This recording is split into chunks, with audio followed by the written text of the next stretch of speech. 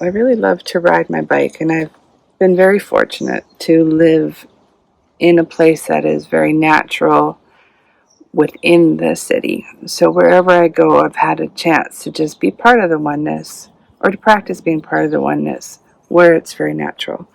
And sometimes that's escapism. Sometimes I use riding my bike or coming down into the park to get away from the city and that energy that I find so harsh. Most often, people who want to be the oneness are very sensitive, and we don't necessarily enjoy being part of a large crowd. But there are times, and it's been such my great honor to get to practice being the oneness and actually being the oneness while I'm in the park. And I get to celebrate that because it's such small steps. It's hard to explain. You would think that being the oneness would be automatic. It's something I've been taught from within, from the highest consciousness, from Jesus, from the oneness, for since about 2005, I would have to say. And you would think that I would want it, that it would be automatic.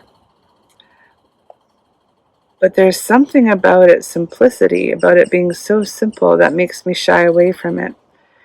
But also, I fear that I won't be able to fit in with the rest of the city, as an example.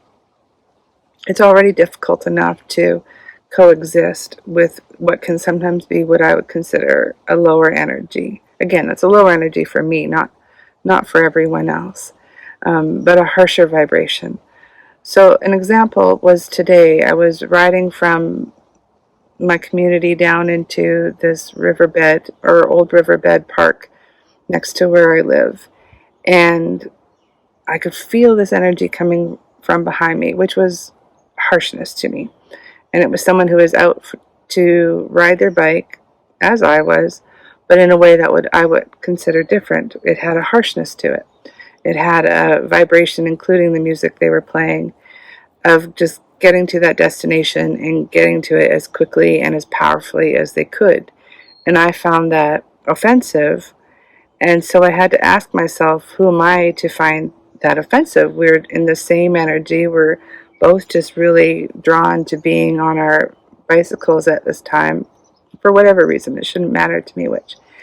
Anyway, so I automatically kind of go into conversation with the oneness and ask to be corrected, to have my thoughts and my irritation lifted.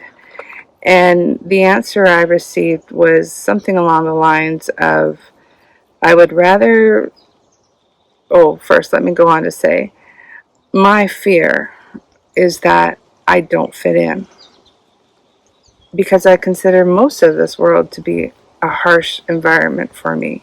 Unless it's peaceful and there's nobody around, or unless everybody's kind of the same wish and vibration to have what I would consider peacefulness, then I just feel like I'm not a part of this.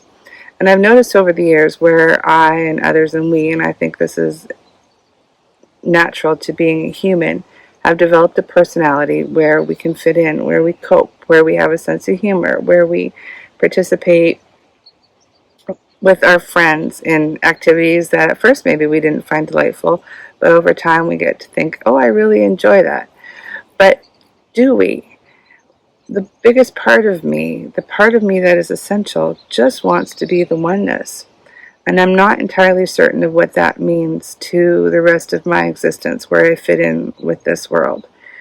And so the answer to that I received today on my bike path, when I was fearing that I would never fit into this world, when no one else was around me but one other cyclist, that I for a moment lost my sense of self, lost my groundedness in this beautiful environment. How could I ever participate in this world as the oneness? Because the more I am the oneness, the more I feel I am sensitive to it. And the answer I received was that I would rather be in this world in a way where I'm afraid to be the oneness, rather than where I am the oneness.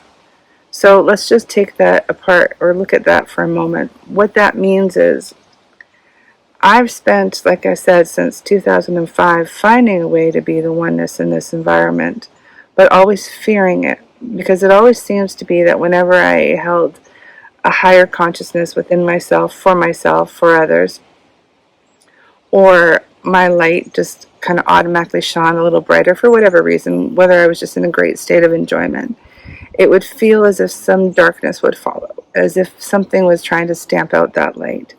And so I never really felt comfortable in A, announcing that I am the oneness, and B, living it full time. I can live it in a moment's notice when it's for someone else. If I'm presenting for a group consciousness or in an environment where it's welcome, or if I'm just wanting to be that oneness state in order to be peace for someone else directly, or for our current state of the world today, whatever it is.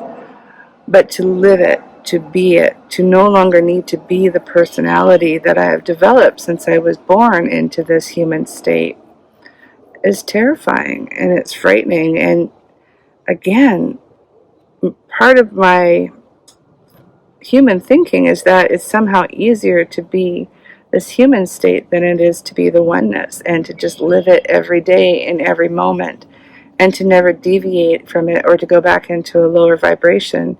And I know that's not true. So anyway, I just wanted to share that with you, that as we ask you to be the oneness in your highest state and to constantly live from that, to acknowledge that that is your natural state, we understand that it's difficult from you. And so now you can hear where I'm going to start to speak from the oneness and not from my human state as I was a moment ago. But the oneness is natural for you. It is the only state. Our human selves are a lower vibration, or a lower state, if you will. Not that it's like a demon or that it's anything that's on the negative side. We're just practicing what it is to be the oneness, and we get to choose. And that's the most important part about what we were saying through Jill just moments ago, is to become aware of the choices that you make, whether you want to stay in the oneness or you want to stay aware of your human self, is how this is going to go. And for most of you, you will have to constantly choose to be the oneness for someone else. That's the best way to practice any of this. But for some of you, you may choose to be the oneness no matter how this will go. You'll stay in that constant state of consciousness for the rest of your days. And then when this human self will go, when it will just fall away, you could say to the oneness you will go, but you will just stay. The oneness just remains. It does not change state. It does not change into a human state, and it does not change into the source of itself. It just stays. It is present. It is the oneness. It is the all. And so it is. And so we thank you for your chance to regard yourself as the oneness, no matter how your human self will go or what you find uncomfortable in your environment, or no matter how you are afraid to present yourself as the oneness when everyone else wants to know you as yourself, or to know Jill as herself as well. And so it is. And so welcome back to your human state as the oneness, for that is how it is meant to be in this world. Amen.